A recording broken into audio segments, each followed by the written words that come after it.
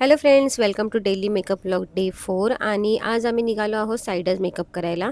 सगळ्यात सुरुवातीला मी फ्लावर्स घ्यायला गेली आणि कस्टमरच्या कॉस्ट्यूमनुसार थोडे मॅच होतील असे मी काही फ्लावर्स घेतले आणि त्यानंतर आम्ही गेलो कस्टमरच्या घरी.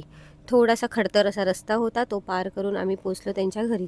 आणि घरी गेल्यानंतर तिथे एक कंप्लीट मेकअप, हेअरस्टाईल आणि साडी ड्रॅपिंगचं क्लायंट होता आणि बाकी सगळ्यांना हेअरस्टाईल करायचे होते.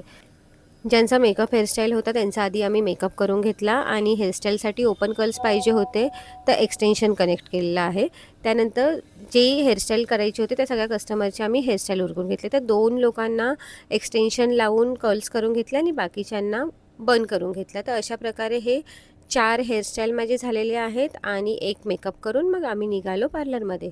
कारण हे सकाळच्या वेळेचे कस्टमर होते. हे उरकून झाल्यानंतर पार्लरमध्ये पण भरपूर काम होतं.